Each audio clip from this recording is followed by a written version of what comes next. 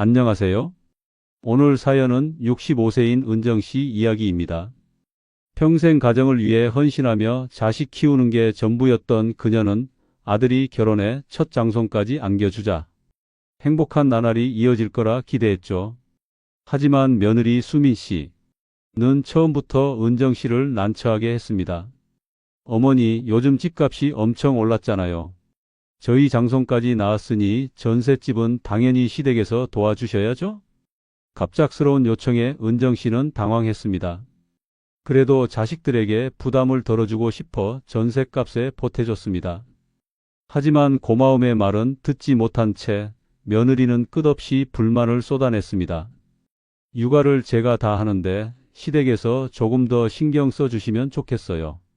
그 말에 은정씨는 일주일에 3번씩 며느리 집에 가서 손자를 돌보았습니다. 허리가 아플 때도 컨디션이 좋지 않을 때도 손주 얼굴만 보며 마음을 다잡았지요.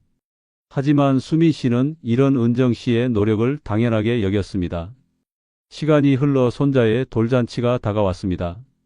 수민씨는 말했죠. 돌잔치는 제대로 해야 하니까 어머니가 비용 좀 내주시는 거죠? 돌잔치 준비를 하며 은정씨는 뭔가 이상하다는 생각이 들었습니다. 자식들을 위해 도와주는 건 당연하다 여겼지만 며느리의 태도에서 진심 어린 고마움은 느껴지지 않았습니다. 돌잔치 날에도 은정씨는 손주와 사진을 찍으려다 며느리의 핀잔을 들었습니다. 어머니, 애가 부담스러워 하잖아요. 사진 좀 그만 찍으세요. 수민씨는 처음부터 참 싹싹한 사람이었습니다. 결혼 후 신혼집에 초대했을 땐 어머니, 제가 요리할게요. 편히 앉아 계세요. 라며 살갑게 대했죠. 집안 행사 때마다 어머님 덕분에 제가 이렇게 잘 살고 있어요. 정말 감사해요. 라는 말을 빼놓지 않던 며느리였습니다. 은정씨는 이런 수민씨를 친딸처럼 아끼기로 마음먹었습니다. 하지만 이 행복한 관계는 손주가 태어나면서 조금씩 어긋나기 시작했습니다. 손주를 안게 된 기쁨도 잠시 수민씨는 이전과는 완전히 다른 사람이 된 듯 했습니다. 어머니, 제가 육아를 다 떠안고 있어요. 좀 도와주실 수 없으세요? 라는 말에 은정씨는 손주를 위해 주 3일씩 며느리 집에 가서 도왔습니다. 며느리가 예뻐 결혼할 때 전세금으로 1억 5천만 원을 마련해 주었습니다. 많은 건 아니지만 너희가 시작할 때 도움이 됐으면 좋겠다는 은정씨의 진심을 담은 지원이었죠. 하지만 수민씨는 결혼 후 점점 변하기 시작했습니다. 첫 장손이 태어난 뒤엔 아예 본색을 드러내며 은정씨를 난처하게 만들었습니다. 어머니, 장손을 낳아줬는데 이 정도로는 부족하죠. 전세금 1억 5천이 뭐예요? 요즘 이 돈 가지고 애를 어떻게 키우라고요? 갑작스러운 말에 은정씨는 적잖이 충격을 받았습니다. 자신들의 경제적 사정을 고려해 힘닿는 대로 지원했건만 며느리는 그 노력을 당연하게 여기며 되레 적다는 듯 큰 소리를 쳤습니다. 요즘 세상에 애 키우는 게 얼마나 힘든지 아세요? 어머니도 저희 도와주실 거면 제대로 해주세요. 수민씨의 막말에 은정씨는 처음엔 할 말을 잃었습니다. 손주를 보는 날이 아닌 날이면 은정씨의 하루는 새벽부터 시작됐습니다.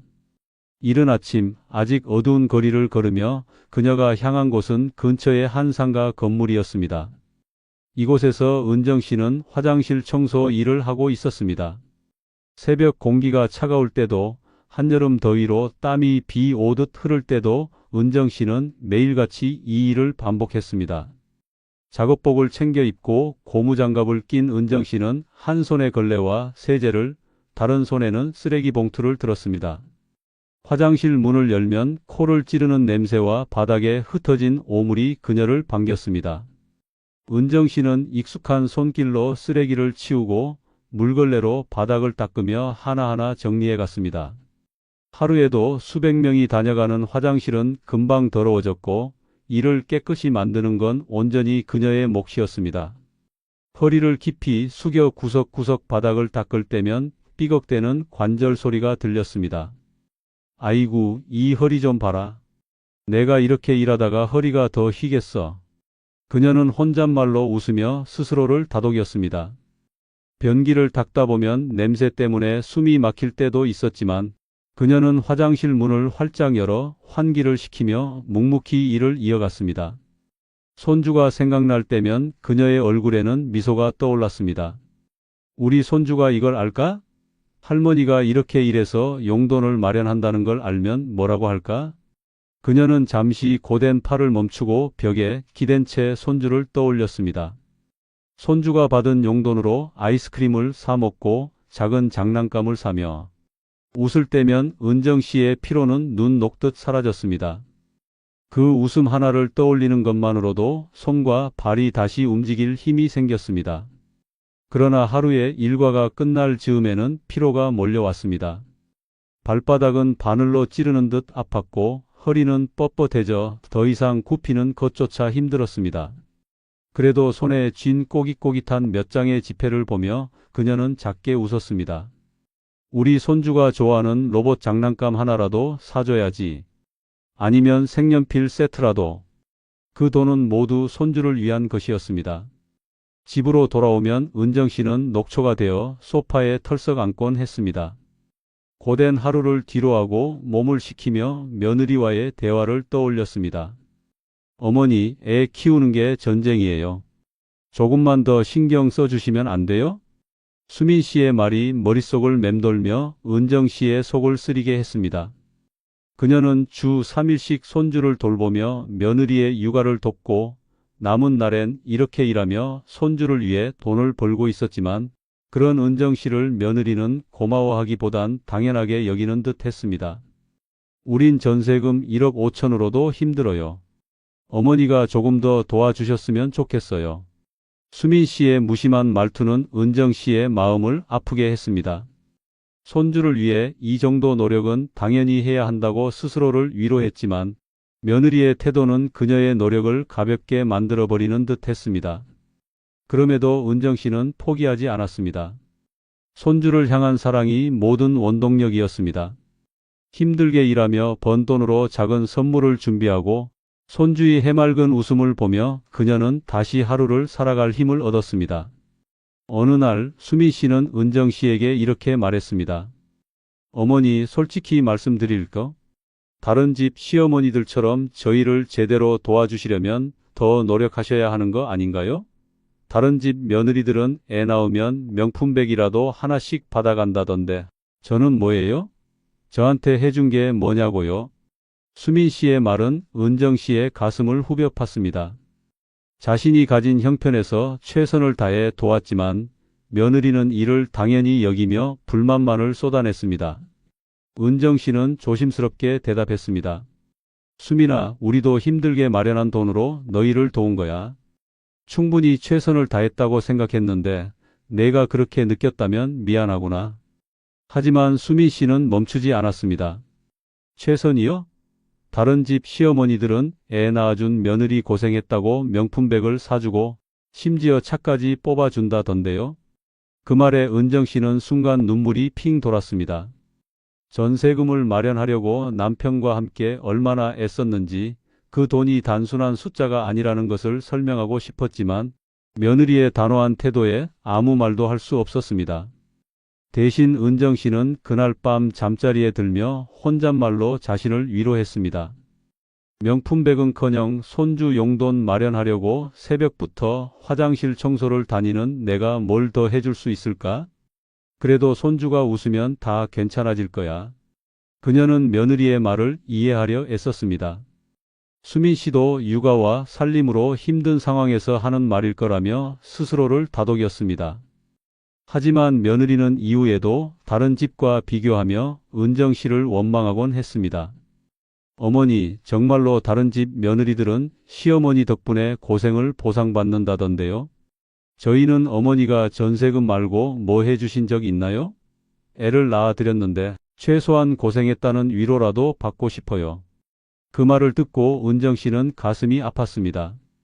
그녀는 손주를 위해 손주를 돌보지 않는 날이면 근처 상가 건물 화장실 청소를 하며 작은 용돈을 마련했습니다. 허리가 아프고 손목이 시큰거려도 손주가 좋아할 작은 장난감을 사주고 싶다는 마음 하나로 버티고 있었습니다. 하지만 이런 그녀의 노력은 며느리에게 닿지 않았습니다. 수민 씨는 늘 다른 집 시어머니들과 은정 씨를 비교했습니다. 제 친구는 애 낳았다고 시어머니가 명품백을 선물해 줬대요. 아는 언니는 차를 뽑아줬다던데 그런 걸 보면 진짜 부러워요. 어머니도 조금 더 신경 써주시면 안 돼요? 수민 씨의 말에 은정 씨는 힘겹게 웃으며 답했습니다. 수민아, 다른 집 시어머니들은 몰라도 우리도 정말 최선을 다한 거야. 너희를 위해 땅을 파서 전세금을 만든 건 아니지만 그 돈이 얼마나 힘든 돈인지 알아줬으면 좋겠구나. 나는 명품백 대신 손주가 웃을 수 있도록 돕고 싶었어. 은정 씨는 며느리 수민 씨의 태도가 점점 심해지는 것을 느끼며 속상한 마음을 참아왔습니다. 하지만 최근엔 아들 준호 씨에게까지 화살이 돌아가는 모습을 보며 더 큰 상처를 받았습니다. 하루는 퇴근하고 집에 들어온 준호 씨가 피곤한 얼굴로 소파에 앉자마자 수민 씨의 목소리가 높아졌습니다. 오늘도 그렇게 늦게 오면 어쩌자는 거예요? 애 키우는 게 얼마나 힘든지 알긴 해요? 당신은 밖에서 일하면 끝이지만 저는 하루 종일 애 보고 집안일까지 해야 한다고요. 피곤한 얼굴로 잠시 숨을 고르던 준호 씨는 조용히 대답했습니다. 수민아, 나도 회사에서 스트레스 받고 힘들어. 요즘은 일도 많고 야근도 자주 해야 해서 그래. 하지만 수민 씨는 멈추지 않았습니다. 그렇게 늦게 들어와서는 집안일 하나도 안 도와주잖아요. 다른 집 남편들은 육아도 하고 가사도 같이 한다던데 당신은 도대체 뭐 하나 제대로 하는 게 있어요? 그 말을 들은 은정 씨는 속으로 울컥했지만 차마 나서지 못했습니다. 그저 부엌에서 설거지를 하며 아들이 작게 한숨을 쉬는 소리를 듣고만 있었습니다.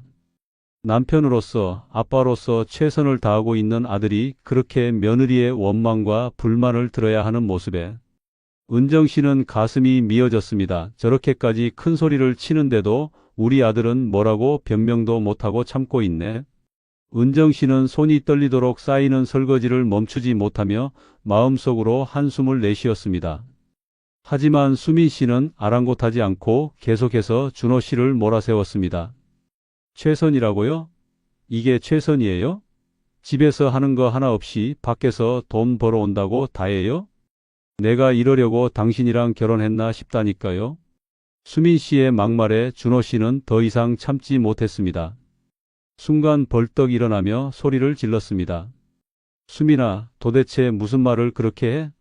내가 힘들게 일하고 들어오면 적어도 고생했다는 말 한마디는 해줘야 하는 거 아니야? 그의 목소리가 높아지자 수민 씨도 지지 않고 맞받아쳤습니다. 고생은 내가 더 하고 있거든요. 애 낳아줬으면 대접은 못 해줄 망정 고맙다는 말이라도 해야죠. 준호 씨의 얼굴이 굳어지더니 갑자기 그녀의 말을 끊으며 손을 번쩍 들었습니다. 수민 씨의 뺨을 때리며 그는 단호히 말했습니다. 그만해. 내가 아무리 힘들어도 사람에게 버릇없이 굴어선 안 되는 거야. 내가 지금 하는 말은 선을 넘었어. 수민 씨는 깜짝 놀라 얼굴을 감싸 안으며 뒤로 물러섰습니다. 그녀는 당황했지만 준호 씨의 단호한 태도에 더 이상 아무 말도 하지 못했습니다. 준호 씨는 깊게 한숨을 내쉬며 멍한 눈으로 서 있다가 조용히 방으로 들어갔습니다. 부엌에서 이 모든 상황을 지켜본 은정 씨는 가슴이 철렁 내려앉았습니다. 그녀는 눈물을 꾹 참으며 설거지를 계속했지만 손이 떨려 그릇 몇 개를 떨어뜨릴 뻔했습니다. 내가 뭘 잘못했길래 우리 집안이 이렇게 되었을까? 그날 밤 준호 씨는 혼자 방에 앉아 깊은 생각에 빠져 있었습니다. 아내 수민 씨와의 다툼은 더 이상 단순한 말싸움이 아니었습니다. 매일같이 반복되는 불만과 막말 그리고 자신을 존중하지 않는 태도는 준호 씨의 마음을 점점 더 지치게 만들고 있었습니다. 어머니 은정 씨가 그동안 얼마나 많은 희생을 했는지 준호 씨는 누구보다 잘 알고 있었습니다. 그러나 수민 씨는 다른 집 시어머니와 비교하며 은정 씨를 원망하고 심지어 자신에게까지 막말을 쏟아냈습니다. 준호 씨는 그 모든 상황을 견뎌보려 했지만 그날 아내에게 손찌검까지 한 자신의 모습을 떠올리며 결심을 굳혔습니다. 이건 아닌 것 같아. 이 결혼 생활을 더 이어가는 건 나도, 수민이도, 그리고 우리 아이에게도 좋지 않을 거야. 준호 씨는 그동안의 결혼 생활을 되짚어보며 이혼을 결심했습니다. 다음 날 아침 그는 어머니 은정 씨에게 조용히 이야기를 꺼냈습니다. 엄마, 나 수민이랑 이혼하려고 해요. 더 이상은 못 살겠어요. 처음엔 잘해보려고 노력했는데 이제는 매일 다투고 상처만 주고받는 것 같아요. 은정 씨는 깜짝 놀라 그를 바라보았습니다. 준호야, 무슨 일이 있었던 건지 알지만 이혼은 정말 신중하게 생각해야 하는 거야. 너희 아이는 어떻게 할 거니? 준호 씨는 고개를 떨구며 대답했습니다. 엄마, 나도 아이 생각에 이혼을 미뤘어요. 하지만 지금 이 상황에서 아이가 행복할 수 있을까요? 수민이와 나, 둘 다 지쳐가고 있어요. 서로를 원망하고 상처 주는 모습만 보여주는 게 아이에게 더 나쁜 영향을 줄 것 같아요. 은정 씨는 말없이 아들의 손을 잡았습니다. 그녀는 준호 씨의 결정을 막고 싶었지만 아들의 눈에서 느껴지는 피로와 단호함을 보며 쉽게 말릴 수 없었습니다. 그래, 준호야. 내가 그렇게 결심했다면 엄마도 존중할게. 하지만 어떤 결정이든 아이에게는 최선을 다해줘야 한다. 그건 잊지 말아라. 준호 씨는 어머니의 말을 들으며 고개를 끄덕였습니다. 알겠어요, 엄마. 아이를 위해 내가 할 수 있는 건 모두 다 할 거예요. 여러분, 준호 씨의 결정을 이해하실 수 있겠나요? 여러분이라면 이런 상황에서 어떤 선택을 하셨을까요?